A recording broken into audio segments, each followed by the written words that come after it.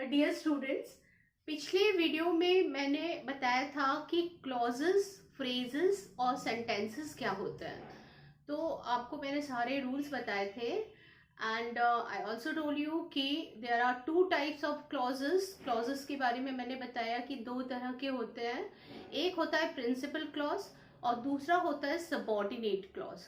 Okay, now there are three types of subordinate clause. जो subordinate clause होता है वो तीन तरह का होता है and they are noun clause, adjective clause and adverb clause. Okay, तो आज हम जो पढ़ेंगे सबसे पहले नाउन क्लॉज के बारे में। अब नाउन क्लॉज के बारे में पढ़ने से पहले मैं आपसे एक बात पूछना चाहती हूँ कि most of the students they are very confused about the noun clause क्या है, उसका काम क्या है। अभी हम कहेंगे कि अगर कुछ शब्दों का समूह, few collection of words, they are working together as a noun clause, तो आपको लगेगा कि कुछ शब्दों का समूह एक साथ काम कर रहा है नाउन क्लॉज में और they are working like noun. अगर मैं आपको ये कहूँ कि they are working like noun, तो आपको ये लगेगा कि नाउन का काम क्या होता है, मतलब किस तरह से जो है कुछ शब्दों का समूह नाउन का काम करता है। तो भाई बचपन से आप लोग ये पढ़ते आ रहे हैं, you have been studying since your childhood, कि there are the definition of noun clause is, noun is the name of person, place, animal or thing। ये आप पढ़ते आ रहे हो। अभी हम थोड़े से और भी वाइडर वे में देखेंगे कि नाउन का एक्चुअली डेफिनेशन है क्या और नाउन है क्या। थोड़ा सा हम इसको जानने के बाद नाउन क्लॉज जानेंगे and it would be easier for you to understand. So noun जो है, it's not a thing which can be categorized in a small way, in a small unit। it's a broad way। बहुत ही जो विस्तार से जो है इसको हम मतलब इसकी परिभाषा जो है एक बहुत ही विस्तार रूप से है। पहले मैंने लिखा हुआ है यहाँ पे बोर्ड पे कुछ कि नाउन एक्चुअली है क्या। तो सबसे पहले जब आप जानेंगे कि नाउन होता क्या है तो आपके लिए जो है बहुत इजी हो जाएगा कि नाउन क्लॉज क्या होता है। क्योंकि देखिए, क्लॉज तो कुछ शब्दों का समूह होता है एंड उसमें जो है सब्जेक्ट वर्ब कॉम्बिनेशन होता है। जैसे फ्रेज में मैंने बताया कि उसमें जो है वो भी कलेक्शन ऑफ वर्ड्स है, लेकिन उसमें जो है आपका वर्ब भी नहीं होता और उसमें सब्जेक्ट कभी कभी मिलता है, लेकिन नॉन फाइनाइट वर्ब ज्यादा मिलता है, फाइनाइट वर्ब नहीं मिलता। अब क्लॉज की डेफिनेशन में मैंने आपको बोला था कि क्लॉज में जो होता है there is a subject, there is a finite verb, okay, and it is very essential for them to be there. और फिर जो है वो होता है कि एक जो कोऑर्डिनेट कंजंक्शन होता है, एक होता है आपका सब्जेक्ट और तीसरा होता है वर्ब। एक क्लॉज में ये चीजें होनी ही चाहिए।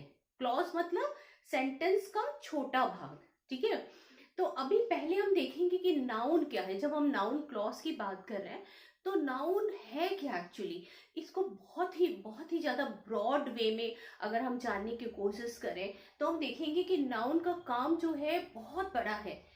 देखो, मैंने यहाँ पे लिखा है कि naming word, noun is a naming word. अब ये नेमिंग वर्ड का मतलब कि ये नहीं कि it's only tells about the person, place, animals और things. it tells more and more about things।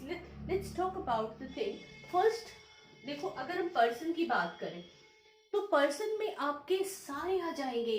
यहाँ पे मैंने लिखा doctor, engineer, Tom, Ravi, mister Smith, mister Jaiswal, boy, girl, जितने भी इंसान है सारे इसमें पर्सन में आ जाएंगे। अंडरस्टैंड। आपका कोई भी ऑक्यूपेशन हो, कोई भी पेशा हो, कोई भी व्यक्ति हो, इसमें आ जाएगा। Brother, sister, father, mother, teacher, engineer. उसके बाद किसी का नाम हो जाएगा, वो तो प्रॉपर नाउन है, आपको पता है। जैसे यहाँ पे मैंने लिखा है Ravi, mister Smith, Tom, these are proper noun. So all these comes under this category of person. Understand.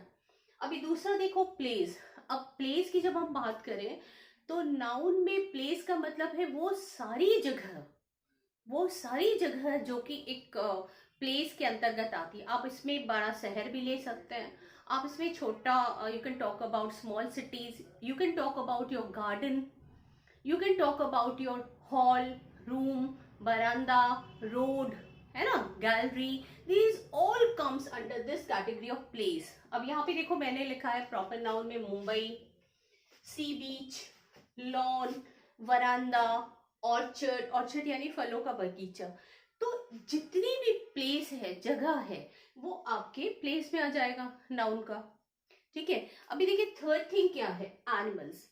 Animals में वो सारे जीव आ जाएंगे जो कि जानवर है. अब उसको आप पानी का कह लीजिए या फिर जो मतलब धरती वाले जो है वो कह लीजिए, आकाश में उड़ने वाले कह लीजिए, पक्षी कह लीजिए, हर किसी को. यहाँ पे देखो मैंने लिखा है elephant, shark, cat, dog, lion, tiger, fish, crocodile, bee, mosquito, everything comes under this category of animals. Okay, तो यहाँ पे मैंने 3 बता दिया. अब आइए थिंग. भाई हम पढ़ते आ रहे थे कि noun is the name of person, place, animals और थिंग. अब यहाँ पे थिंग का मतलब है चीज. ठीक है. अब चीज ये भी हो सकता है ना, ये स्वेटर भी हो सकता है, ये बोर्ड भी हो सकता है, और ये बैग भी हो सकता है. कुछ भी चीज में आ जाएगा. तो यहाँ पे है चौक है, टेबल है, बुक है, टॉय है, पेन है, गन है, रूम है, चेयर है, टेबल है. Everything comes under this category of thing. Understand. Now number 5 is feelings. कभी कभी कहते हैं कुछ फीलिंग्स हमारी होती है जिसको भी हम नेमिंग वर्ड नाउन के अंतर्गत ही रखते हैं. दीज आर जैसे सच्चाई, ट्रूथ. ठीक है. ऑनेस्टी, ईमानदारी, लव, प्यार, सॉरो, दुख, पेन, दर्द, हेट, घृणा. आपने एब्स्ट्रैक्ट नाउन तो पढ़ा ही होगा. एब्स्ट्रैक्ट नाउन में हम देखते हैं कि हमारी जो फीलिंग्स है उसके बारे में बात होती है. Abstract means you know the things which we can feel only but we can not touch, we can not see, है ना. तो ये हो गया आपके जैसे सच्चाई है, ईमानदारी है, प्रेम है, दुख है, बेईमानी है, कुछ भी आपके इसके अंदर आ जाएगा. अब ये देखिए कुछ कॉन्सेप्ट्स होते हैं, कुछ विचार, है ना. उस विचार को भी हम नाउन के अंतर्गत ही रखेंगे. जैसे शादी हो गए, है ना, शादी हो गई, देशभक्ति हो गई, पेट्रियोटिज्म हो गया, इकोनॉमिक्स हो गया, पॉलिटिक्स हो गया, इंडिविजुअलिज्म हो गया. ये सारी की सारी जो है कॉन्सेप्ट है ये आपके नाउन के अंतर्गत आएगा. सबसे बढ़िया तरीका क्या है बेटा कि मैं जैसा मैंने फील किया है कि आप क्या करेंगे, अगर आपको नाउन देखना है कि क्या है तो सबसे अच्छा आपके पास मोबाइल फोन है, आप उसमें जो है टाइप करेंगे नाउन के बारे में तो आपको गूगल में बहुत सारी चीज़ें मिल जाएंगी जिसको आपको बता दिया जाएगा कि ये नाउन है, एडजेक्टिव है, एडवर्ब है. आप इसको एक सीरियली लिख लीजिए तो आपको पहचानने में ईजी हो जाएगा. अभी देखिए कुछ एक्टिविटीज होती हैं, eating, dancing, playing, smoking, reading, है ना, स्लीपिंग और बहुत सारे, क्लाइंबिंग, कुछ भी. अब ये देखिए ये जो एक्टिविटीज है ये एक्चुअली वर्ब नहीं है, क्योंकि वर्ब तब होगा जब हम कहेंगे कि आई एम ईटिंग या शी इज डांसिंग या वी आर प्लेइंग या ही इज स्मोकिंग, तब ये वर्ब होगा, है ना. लेकिन actually these are the activity और हम उस एक्टिविटी का नाम ले रहे हैं. समझ में आ रहा है. तो हम नाम ले रहे हैं तो ये नाउन में आ जाएगा. आपको पता है आपने जेरेंट पढ़ा हुआ है जो नाउन का काम करता है. ठीक है. अभी देखो कुछ विचार या आइडिया या फीलिंग जो है एक ही चीज है जिसमें है दोस्ती, जैसे फ्रेंडशिप, डिवोर्स, उसके बाद आपकी फ्रीडम, स्वतंत्रता, उसके बाद आपके सपने, ड्रीम्स. तो ये सारे मतलब नेमिंग वर्ड नाउन का कॉन्सेप्ट इतना बड़ा है कि हम कभी कभी जो है बहुत ज़्यादा कंफ्यूज हो जाते कि ये नाउन है, अच्छा हमें नहीं पता था. तो ये है आपका नेमिंग वर्ड. चलिए इसको देखने के बाद अब हम देखेंगे कि नाउन क्लॉज क्या होता है. भाई नाउन क्लॉज वही होगा जो नाउन का काम होगा, है ना. नाउन का काम जैसे एडजेक्टिव क्लॉज एडजेक्टिव का काम करता है, एडवर्ब क्लॉज एडवर्ब का काम करता है, नाउन क्लॉज नाउन का काम करता है. अभी हम देखेंगे कि नाउन का एक्चुअली काम क्या है. आपको क्लॉज का कॉन्सेप्ट समझ में आ गया होगा कि क्लॉज जो है वो कुछ शब्दों का समूह और जिसमें सब्जेक्ट और वर्ब रहता है. चलिए हम नेक्स्ट स्लाइड पे देखते हैं कि क्या है. अब हम देखेंगे कि नाउन का जो है वो काम क्या होता है, what is the work of a noun. और नाउन का काम जो है अगर हम अच्छे से समझ गए तो नाउन क्लॉज का काम भी हम समझ जाएंगे कि क्या होता है। तो सबसे पहले देखिए, नाउन जो होता है वो किसी भी सेंटेंस में किसी भी वर्ब का सब्जेक्ट हो सकता है, होता है as a subject of a verb. इसका मतलब है कि नाउन को हम सब्जेक्ट की जगह पे रखते हैं। आपको पता है कि नाउन और प्रोनाउन ये दोनों जो है सब्जेक्ट की जगह पे आता है। तो we always keep in the place of subject what noun. So let's see as a subject of a verb का subject। अब यहाँ पे देखो, this book is very interesting, so here we see that ये this book जो है ये subject है, ठीक है। और ये verb जो है इसका जो है subject है, इस verb है। तो ये किताब क्या होता है, पर्सन, प्लेस, एनिमल और थिंग में आ गया, तो किताब आपका नाउन है। This book is very interesting, तो यहां तक आपका जो है ये सब्जेक्ट और प्रेडिकेट पे जब हम डिवाइड करते हैं तो सब्जेक्ट ये होता है और जहां से आपका वर्ब शुरू होता है वहीं से आपका प्रेडिकेट शुरू हो जाता है। यू नो इट वेल ना। So let's see that this book is the subject of this verb is. Okay, so noun, just keep in mind one thing that always, हर समय जो है नाउन किसी भी सेंटेंस का सब्जेक्ट हो सकता है। अब ये इसकी जगह है, this place is definite for it, for noun definite है, निश्चित है। और इसी जगह पर अगर कुछ और भी आ जाए, है ना, अगर जैसे वर्ब है, जैसे समझो कि मैंने कहा कि टू प्ले, है ना, प्ले हो गया, तो ये तो प्ले, तो आपको पता है कि प्ले वर्ब होता है, उसके पहले हमने टू लगा दिया तो नाउन हो गया। इन्फिनेटिव आपने पढ़ा होगा, इसको भी अगर हमने यहां पर रख दिया तो ये भी सब्जेक्ट का काम करने लगा, नाउन का काम करने लगा, ठीक है। तो आप ध्यान दीजिए एक बात का कि सब्जेक्ट जो है वो हमेशा नाउन ही होता है और प्रोनाउन भी। तो यहाँ पे चूंकि हम we are talking about noun, the work of a noun, तो we will be talking about noun only. तो नाउन और प्रोनाउन ये उनकी जगह तय है, it's decided. So this book is very interesting, तो यहाँ पे नाउन सब्जेक्ट का काम कर रहा है। दूसरा वाला sentence will see, Tom is my friend. So here we see that Tom is name of a person, अभी हमने पढ़ा। So Tom, its work is here in this sentence, ये सब्जेक्ट की जगह पे है और ये इज जो वर्ब है उस सब्जेक्ट, वर्ब का सब्जेक्ट है, ठीक है, इस वर्ब का सब्जेक्ट है। तो टॉम फिर यहाँ पे सब्जेक्ट की जगह पे आ गया, ये भी नाउन है। अब यहाँ पे देखो, grammar is very essential for learning English. What is grammar? This is name of a subject, name of a thing, एक विषय है ग्रामर, जो है हम एक पार्ट है, हम पढ़ते हैं। तो this also comes in the category of noun, तो ये भी यहाँ नाउन का काम कर रहा है। तो नाउन जो है वो इस वर्ब का सब्जेक्ट है, ग्रामर। तो grammar is very essential for learning English. तो अभी हमने क्या देखा कि किसी भी सेंटेंस में के शुरू में नाउन आके बैठ जाता है, वो सब्जेक्ट का काम करने लगता है। तो नाउन किसी भी सेंटेंस में किसी भी वर्ब का सब्जेक्ट हो सकता है, ठीक है। तो एक काम हमने समझ लिया कि नाउन का काम होता है किसी भी सेंटेंस में सब्जेक्ट का होना। आप कोई भी सेंटेंस शुरू करिए, है ना, Ravi is my friend, I am learning English, I होके आपका प्रोनाउन आ जाता है ना। अगर हम कह दें कि दिस इज अ बुक, तो ये भी आपका प्रोनाउन ही है, क्योंकि दिस आपका डेमोस्ट्रेटिव प्रोनाउन है। तो इसीलिए जो है नाउन या तो आपका सब्जेक्ट या तो नाउन से शुरू होता है या प्रोनाउन से। तो हम ज्यादातर अगर नाउन रखते हैं कि जैसे mister Ravi is my friend, है ना, या कोई भी आप सेंटेंस को रख लीजिए, मिस्टर शर्मा टीचर्स अस इंग्लिश, तो यहाँ पे जो है सब्जेक्ट की जगह पे नाउन आता है। अभी दूसरा काम हम देखते हैं, as an object of a verb.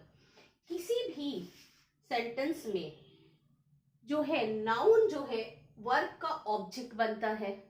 भाई मैंने आपको पहले भी बताया है और अभी भी इस वीडियो में, मेरे सारे वीडियो को आप एक एक करके देखिए तभी आपको पता चलेगा कि किसी भी सेंटेंस में जो ऑब्जेक्ट है वो अपने साथ हमेशा एक नाउन या प्रोनाउन को लेती है ना।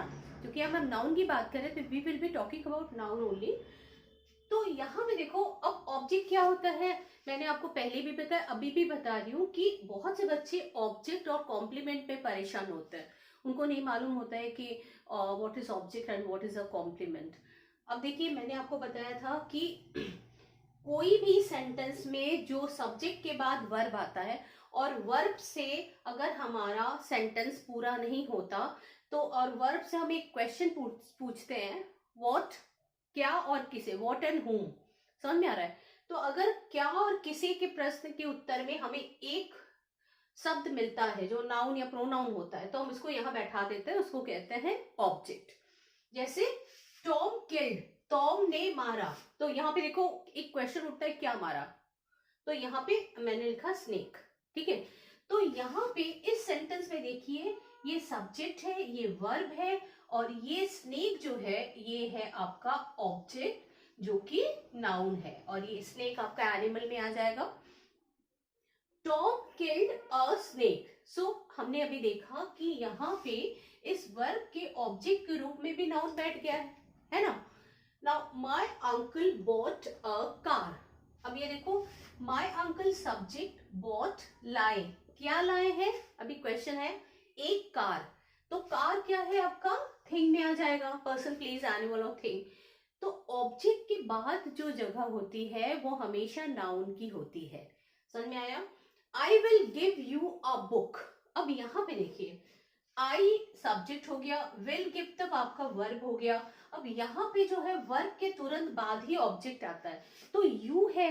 अब आप कहेंगे कि मैम ये यू क्या है, यू आपका प्रोनाउन है, मैंने आपसे बोला था कि या तो आपका जो है ऑब्जेक्ट या तो आपका प्रोनाउन होगा या नाउन होगा, तो यहाँ पे इसको कहते हैं इनडायरेक्ट ऑब्जेक्ट।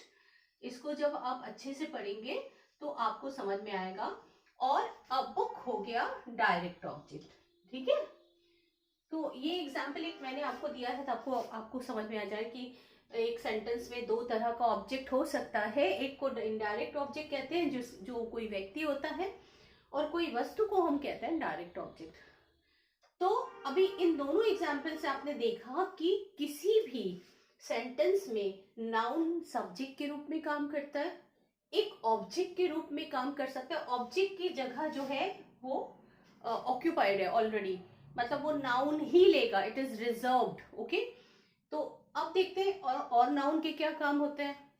तो नाउन का जो थर्ड वर्क है वो है as a complement, you know, as a complement to a, you know, to a sentence, एक सेंटेंस का जो है कॉम्प्लीमेंट होता है। तो अभी जो है हम कॉम्प्लीमेंट क्या है, बहुत से बच्चे दे आर यू नो समझ में नहीं आता उनको कि कॉम्प्लीमेंट एक्चुअली होता क्या है। कॉम्प्लीमेंट मैंने पहले भी बोला है और अब भी बोल रही हूँ, मेरे सारे वीडियो को एक एक करके देखिएगा। और ये वाला जो है पार्ट है नाउन क्लॉज, मैं छोटे छोटे पार्ट में बनाऊंगी ताकि जो है एक बार में नहीं, आप धीरे धीरे उस चीज को समझ जाइए।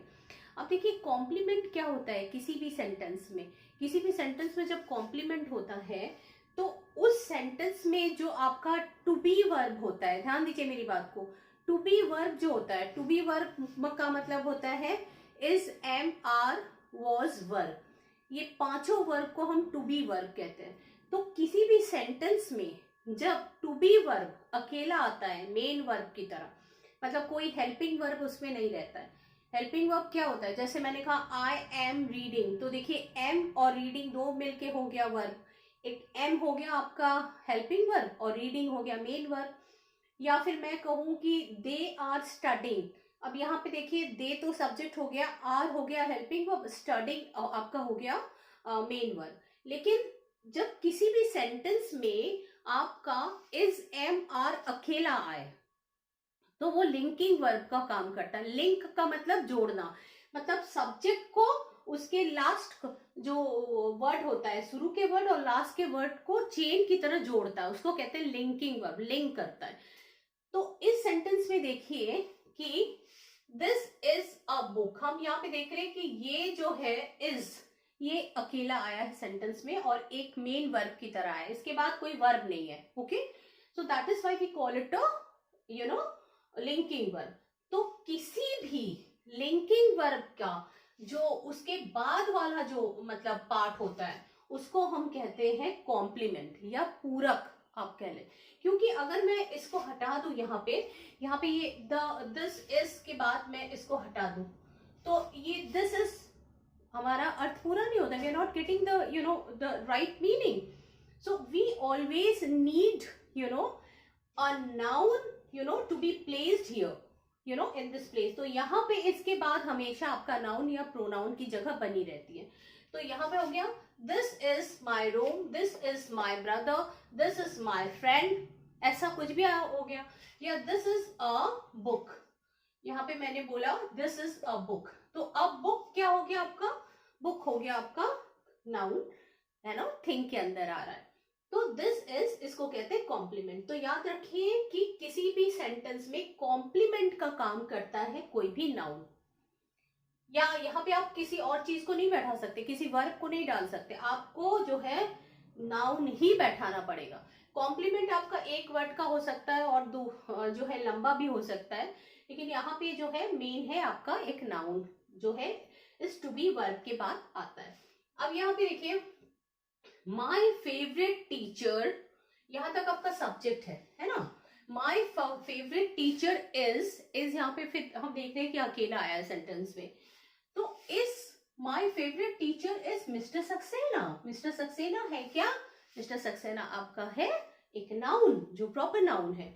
तो हमने देखा कि यहाँ पे भी ये कॉम्प्लीमेंट का काम कर रहा है, क्योंकि इसके बिना जो है हमारा अर्थ अधूरा है। अगर हम बोले कि my favourite teacher is, so we are not getting the right meaning. We always need a noun to be placed here. अब यहाँ पे देखिए my best friend, यहाँ तक तो आपका सब्जेक्ट हो गया, is हो गया अकेला verb, linking verb, is Ram, फिर यहाँ पे एक नाउन आ गया, है ना।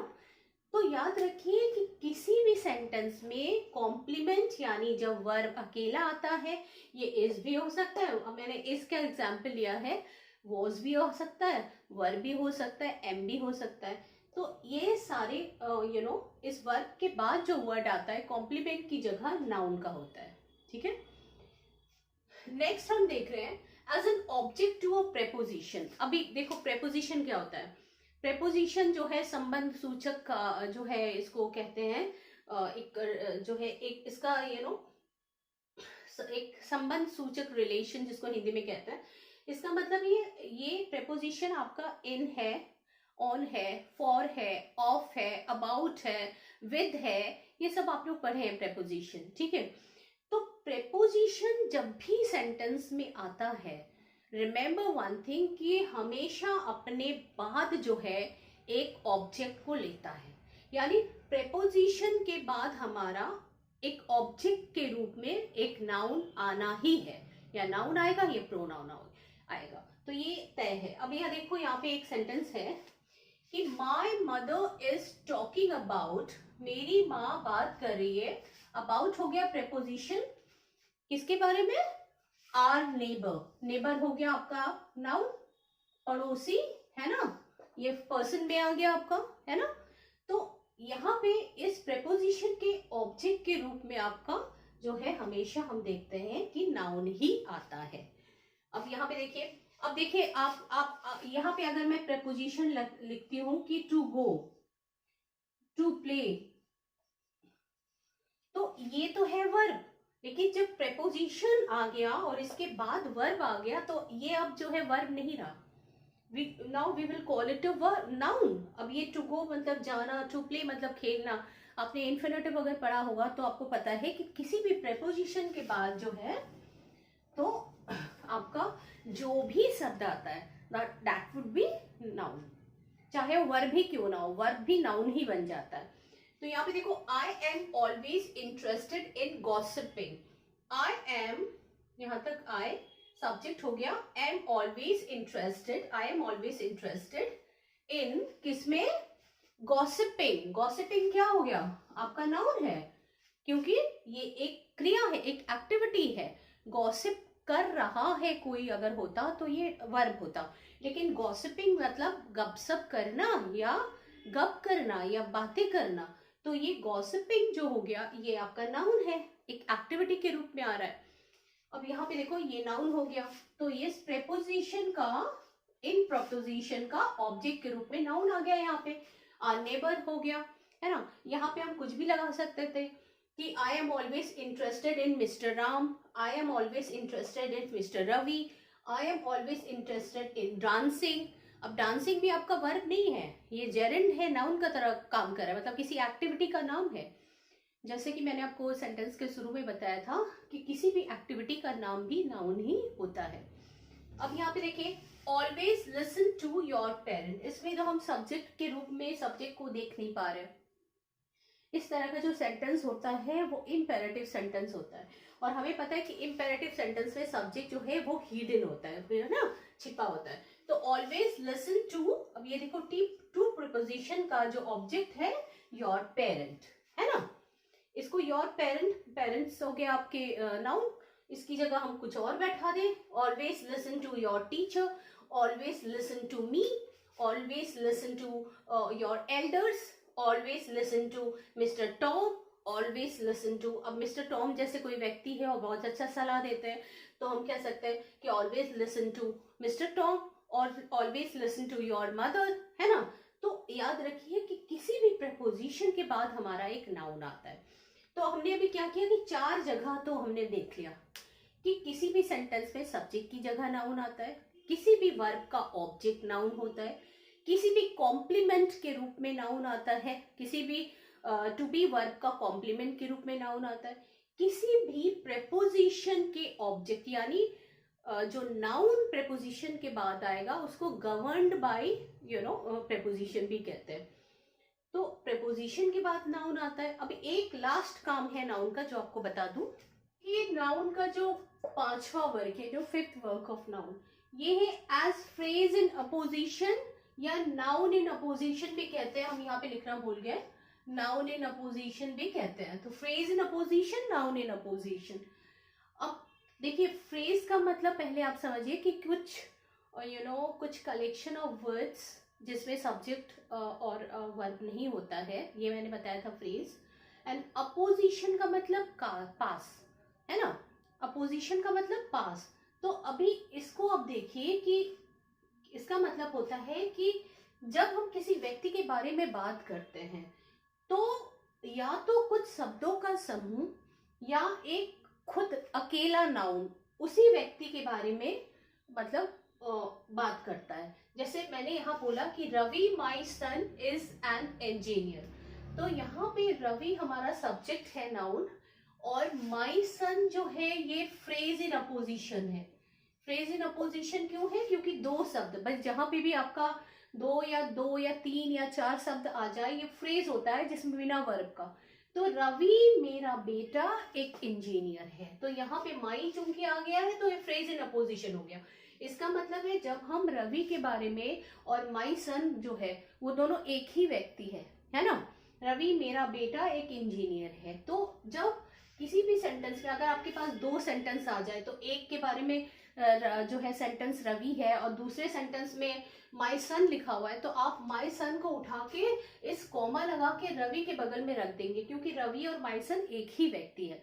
फिर उसको हम कॉमा से अलग कर देते हैं और फिर हम वर्ब लिखते हैं। तो याद रखिए कि किसी भी सब्जेक्ट के अपोजिशन के रूप में भी नाउन की जगह होती है, लेकिन यहाँ पे एक नाउन फ्रेज रखा हुआ है क्योंकि जो है हम देख रहे हैं कि माई और सन 2 शब्द आ गए। अब इसमें भी देखिए, मिस्टर तिवारी और doctor is very famous in the city. तो मिस्टर तिवारी और doctor, both of the person are the same, है ना। मिस्टर तिवारी और डॉक्टर दोनों एक ही व्यक्ति हैं, तो इसको हमने कॉमा से अलग कर दिया और उसको मिस्टर तिवारी के बगल में रख दिया। तो इसका मतलब है हमारे सब्जेक्ट के बगल में एक दूसरा नाउन जो उसी सब्जेक्ट के बारे में बात करता है, तो यहाँ इसकी जगह स्थिर होती है।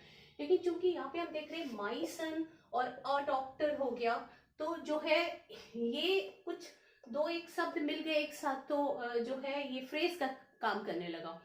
अब यहाँ पे देखिए, माई इंग्लिश टीचर, मेरे इंग्लिश टीचर मिस्टर स्मिथ। अब यहाँ पे सिर्फ अकेला नाउन आया है ना।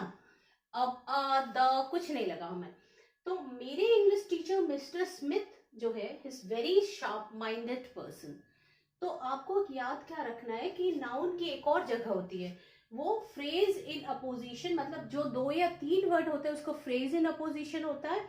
और अगर एक ही व्यक्ति होता है, मतलब नाउन के बारे में बात कर रहे हैं, एक ही नाउन हो तो उसको जो है नाउन इन अपोजिशन कहते हैं। तो यहाँ भी इसकी जगह स्थिर होती है। तो ठीक है, तो अभी मैंने देखा कि नाउन के 5 काम जो है हमने आज सीखा। किसी भी सेंटेंस में सब्जेक्ट के रूप में नाउन आता है, किसी भी सेंटेंस में ऑब्जेक्ट के रूप में नाउन आता है, मतलब वो फिक्स जगह है इनकी। किसी भी सेंटेंस में कॉम्प्लीमेंट के रूप में नाउन आता है, किसी भी सेंटेंस में जो है ये प्रेपोजिशन के ऑब्जेक्ट के रूप में हमेशा, मतलब प्रेपोजिशन के बाद नाउन ही आएगा। और किसी भी सेंटेंस में केस इन अपोजिशन की जगह, सॉरी, फ्रेज इन अपोजिशन और नाउन इन अपोजिशन की जगह नाउन ही आता है। इन दोनों को मिलाकर केस इन अपोजिशन कहते हैं। क्योंकि बच्चे बहुत ज्यादा कंफ्यूज होते हैं कि किसी किसी बुक में लिखा रहता है फ्रेज इन अपोजिशन, किसी किसी बुक में नाउन इन अपोजिशन, किसी किसी बुक में केस इन अपोजिशन। जब 2 या 2 शब्द से अधिक हो तो उसको कहते हैं फ्रेज इन अपोजिशन। अपोजिशन का मतलब समीप, यानी इस नाउन के समीप होगा। और अगर एक वर्ड हो जो नाउन है तो हम कहेंगे कि नाउन इन अपोजिशन, और दोनों को मिला के केस इन अपोजिशन कहते हैं। तो उम्मीद है अब तक आपको समझ में आएगा। मैं बहुत लंबा वीडियो नहीं बनाने जा रही हूँ, क्योंकि इससे क्या होगा कि आप थोड़े से कंफ्यूज हो जाएंगे। मेरे नेक्स्ट वीडियो जो है ये कंटिन्यू करेगा, जिसमें हम आगे बात करेंगे कि नाउन का जो है नाउन क्लॉज किस तरह जो है काम करता है। आज मैंने सिर्फ और सिर्फ नाउन के काम आपको बताए हैं। और नेक्स्ट जो है मेरा वीडियो बनेगा पार्ट 2, नाउन क्लॉज पार्ट 2, उसको देखना मत भूलिएगा। उसमें हम करेंगे कि किस तरह से कुछ शब्दों का समूह वही काम करता है जो कि एक नाउन करता है। यानी वो सब्जेक्ट बनेगा कुछ शब्दों का समूह, यानी वो ऑब्जेक्ट बनेगा, यानी वो प्रेपोजिशन का ऑब्जेक्ट बनेगा, कॉम्प्लीमेंट के रूप में काम करेगा, और फ्रेज इन अपोजिशन के रूप में। ठीक है,